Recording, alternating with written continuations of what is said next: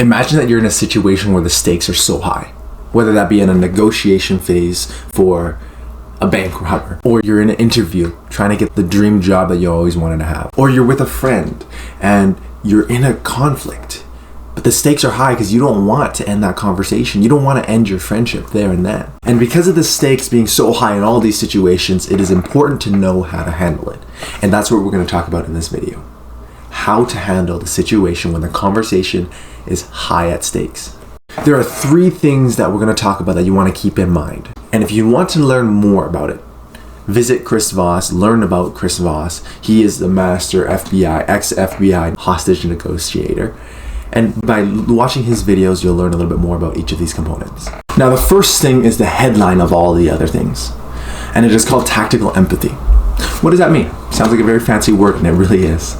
But this is where you have the word empathy, and you want to be tactical with getting that empathy, being able to understand where the other party is coming from, and letting them know that you understand where they're coming from.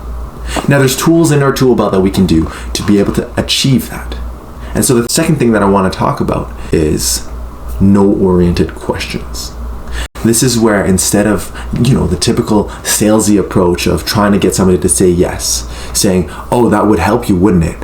Of course. Well, then you'd see that benefiting you, wouldn't it? Yeah. Instead of getting those pushy feeling yeses out of somebody, we want to reverse the roles. Because, hey, how often do you get a phone call from somebody, let's say they're trying to sell something, you just say no. You say no right away. No, no, no, no, no. Right? So our natural response is to say the no because we're more comfortable with it. So let's talk about ways that we can elicit no's. And this is where we ask questions that are reverse of getting a yes. Instead, it's getting a no. And what is one example? Well, we could say, you wouldn't mind doing this, would you? No, yes or no. Or, would it be a bad idea to do this? Or would it be a bad idea to consider it this way?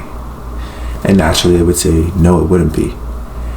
And if they really were agitated, that's where they would have to think and say, yes, that would be a bad idea. But how often do people want to say that? Yes, that would be a bad idea.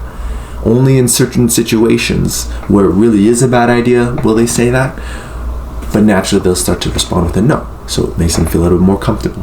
Or Chris Voss's favorite is saying, is that a ridiculous idea to do that? Now, once we've trickled those in between our conversation, we want to start really grabbing hold of that tactical empathy and get the other person to bring out the third characteristic that we're looking for here. What is the third thing? Getting the other party to elicit a that's right. And there's many forms of that's right, but it's the understanding that they believe that we understand them.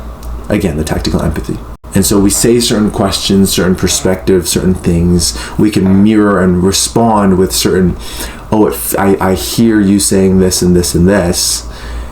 And if it actually is what they just said before, then they'll say, yeah, that's right.